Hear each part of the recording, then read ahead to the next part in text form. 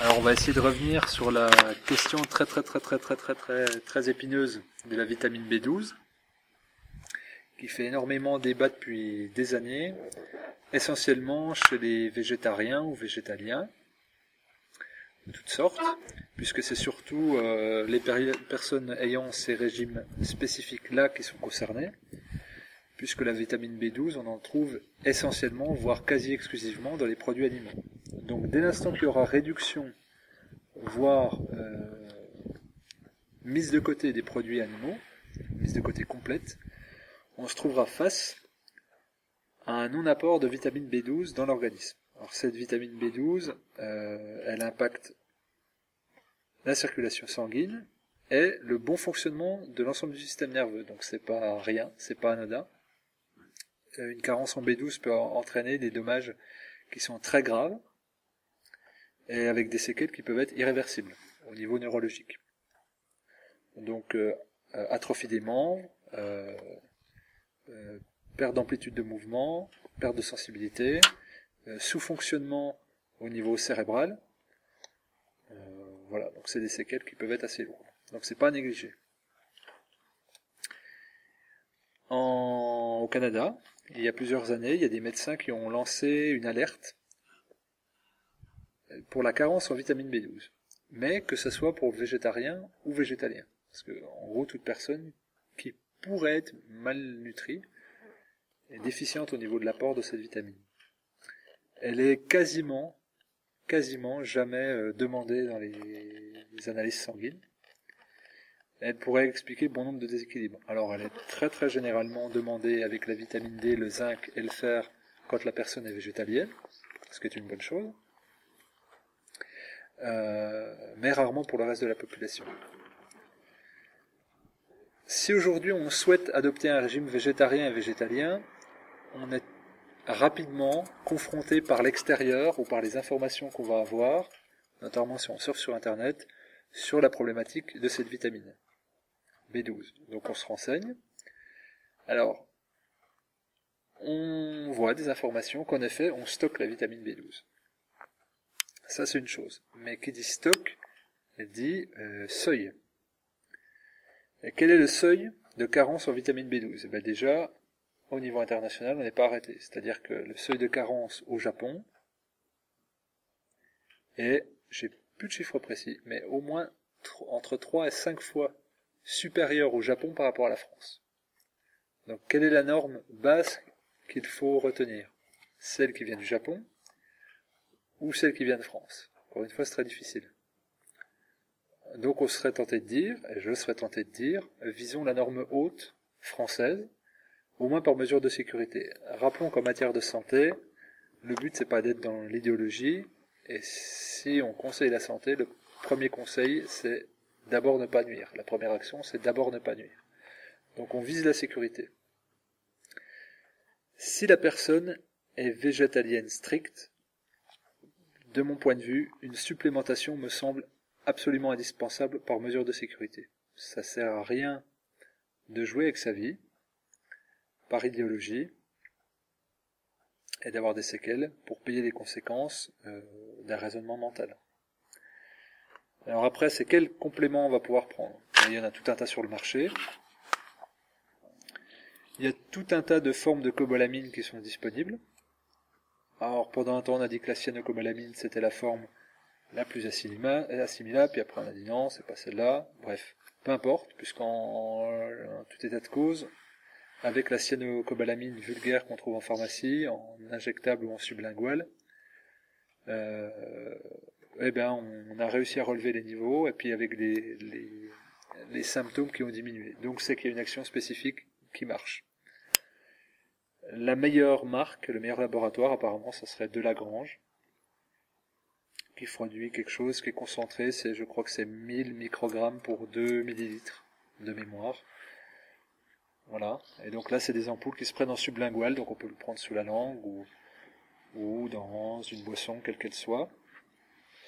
Il y a tout un courant aussi de végétaliens qui les prennent par injection. Si ça marche en sublingual, pourquoi subir une injection ? Ça fait partie des choses qu'on voit circuler. Après la fréquence, il est dit que voilà, cette dose de 1000 microgrammes serait à prendre une fois tous les 10 ou tous les 15 jours. Une fois tous les 3 semaines, ça me semble déjà bien. Encore une fois, je parle si on est végétalien. Après, il y a aussi une forte tendance à considérer qu'il y a une production de vitamine B12 au niveau intestinal. Ce qui est en partie vrai. Si ça fonctionne bien, sauf que l'endroit où elle est produite, dans le côlon, est différente de l'endroit où elle est absorbée, l'intestin grêle. Donc elle est en aval. Donc ça va être très difficile, à moins de faire remonter les selles, ça va être très difficile d'absorber cette vitamine qui se trouve produite dans le côlon, par fermentation bactérienne, entre autres, alors qu'elle devrait être disséminée dans l'intestin grêle qui se trouve juste après l'estomac. Donc je ne tiens pas compte de cela. Et c'est là où on peut mettre plein de réserves. C'est quand on mesure la vitamine B12, il faut tenir compte d'un facteur intrinsèque au niveau de l'estomac. Et en général, ce n'est pas le cas. Et qu'il faudrait une analyse couplée de ce facteur intrinsèque et aussi des urines pour pouvoir avoir une idée objective de la teneur en B12.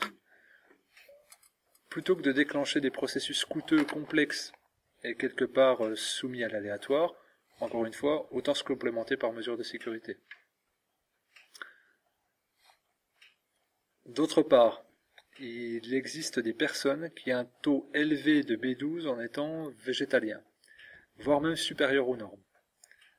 Généralement, ces personnes se vantent d'avoir un super biotope intestinal qui produit plein de B12.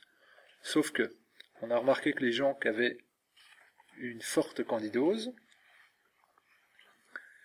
donc un fort déséquilibre au niveau bactérien dans l'écosystème intestinal, avaient une augmentation de leur teneur en vitamine B12. Donc en fait, la B12 qui serait présente, ce ne serait pas de la B12 entre guillemets utile, mais ce serait de la B12 qui serait due à des fermentations et à un déséquilibre complet de la flore intestinale. Alors les sources alimentaires de B12, pour quelqu'un qui n'est pas végétarien, ça va être tous les produits animaux, produits laitiers crus, et tout ce qui est viscères, abats,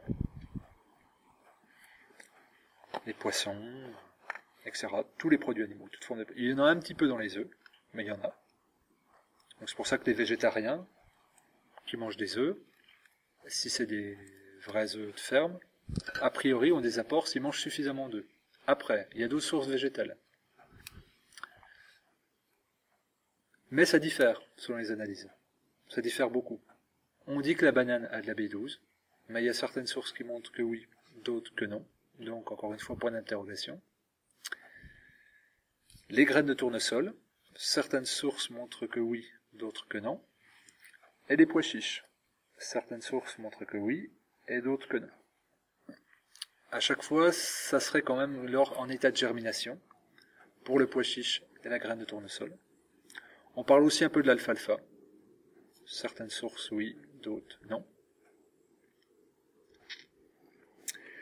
Il y en aura également dans les légumes lactofermentés, puisque la B12 est issue de la fermentation de micro-organismes.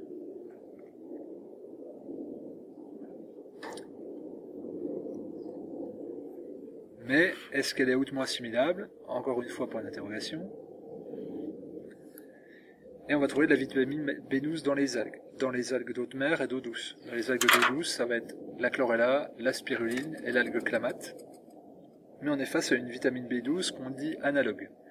C'est-à-dire qu'elle prend au niveau des récepteurs cellulaires la place de la entre guillemets vraie vitamine B12 pour s'y substituer, mais c'est qu'elle n'est pas utilisable en tant que telle. Certaines sources disent que 50% de la vitamine B12 des algues est assimilable en tant que telle. Mais encore une fois, on est dans ou certaines sources ou dans l'interrogation. C'est très dur, parce que on va dire que les études ne sont pas si poussées que ça. Puis ça concerne un petit fragment de la population aussi. même si ça va en grandissant. Donc à mon avis, on aura des études plus fiables. Je le répète encore une fois.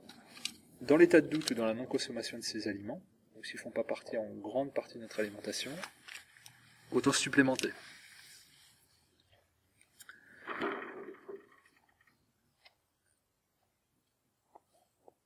Reste que, aujourd'hui, on en vient à supplémenter des animaux en vitamine B12 parce qu'ils en sont carencés. Notamment les bovins, quand ils sont élevés en stabulation avec leur nourriture et de la farine animale, ou alors, ça c'est le meilleur des cas, parce qu'il pourrait y avoir un peu de B12 si ils n'ont pas été élevés en stabulation, ce qui est rarement le cas maintenant, et si on leur donne pas de la paille sèche. Les vaches sont, on pourrait le penser, végétaliennes, donc on pourrait dire elles produisent de la B12 dans leur estomac, ce qui est en partie vrai. Donc c'est produit au niveau de l'estomac, un de leurs 4 estomacs, elle va pouvoir avoir absorption, ce qui est en partie vrai. Mais la vache n'est absolument pas végétalienne, puisque si vous allez dans un pré, vous verrez que sur les brindilles d'herbe que consomme la vache, il y a des insectes. Elle n'a pas de filtre à insectes, la vache, donc elle va manger de la terre avec des micro-organismes ainsi que des insectes. Donc on ne peut pas faire le transfert aussi évident de dire si la vache est végétalienne, elle n'est pas carencée en B12, moi végétalien, sauf que la vache a 4 estomacs, elle a un système digestif différent, c'est un ruminant, et puis surtout elle va manger des insectes, de la terre, puis dans les micro-organismes de la terre, il y a des éléments vivants, donc propices au développement de la B12. Donc il ne faut jamais avoir une vision qui est vue simplement par une petite lucarne, il faut regarder les faits, et si on dit la vache, je pense que la vache mange ça, il faut aller voir une vache puis dire je sais que la vache mange ça, et pas uniquement le passé. Et je pense que, et je m'autorise à dire que le régime végétalien est un régime idéologique, puisque je l'ai été pendant 6 ans, et que je le suis encore très grandement partiellement, c'est que c'est un choix qui est dicté par une volonté consciente. Rarement par un désir subconscient, quand bien même on pourrait dire je suis moins attiré par la viande, etc., etc., et qu'on ne sait plus où est la part d'instinct et où est la part de mental. Il faut être objectif et être honnête avec ce fait-là. Donc si c'est un choix, le choix doit être assumé jusqu'au bout, jusqu'au fait d'aller lire et se confronter à des études qui ne sont pas arrangeantes pour nos décisions mentales, pour notre ego et notre orgueil, et de se dire par sécurité, vu qu'il n'y a aucune étude qui est affirmative ou définitive, la supplémentation semble être la meilleure forme de sécurité possible pour le maintien de la santé. Il y a plein de façons d'équilibrer un régime, mais ça dépend du terrain, de la toxémie, de la qualité des sources alimentaires, de la variété des sources alimentaires. C'est très très très large, il y a tout un tas de façons de manger végétalien, il y en a vraiment une grande façon. En tout état de cause, il y a peu de sources de B12 et ça on peut pas le nier. De la même façon qu'on peut pas nier que on produit naturellement de la B12 en l'absorbant. Voilà. Et tout le monde n'a pas le même biotope, tout le monde n'a pas le même nosode.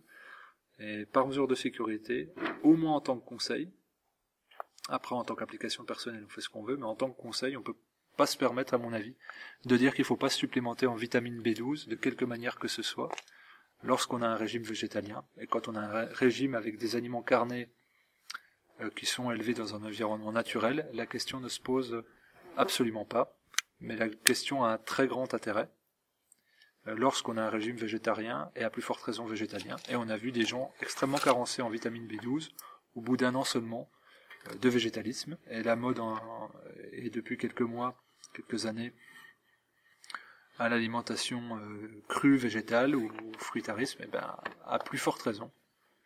Observer, faire des prises de sang, se connaître, et ne pas confondre le symptôme de détoxination, qui est souvent mis en avant, avec un symptôme de carence. Donc voilà, pour la vitamine B12, personnellement je suis encore en recherche, j'ai pas de choses définitives, mais si je décide de rendre publique une information, et si je décide de conseiller quelqu'un, ma mesure de prudence va toujours en premier dans ma réflexion. Donc pour moi, il faut aller dans le sens d'une complémentation qui est très peu coûteuse, très peu prenante en temps et en action, et pour le coup qui enlève une source d'inquiétude qui peut s'avérer énorme, surtout quand elle viendrait déclencher des problèmes de santé.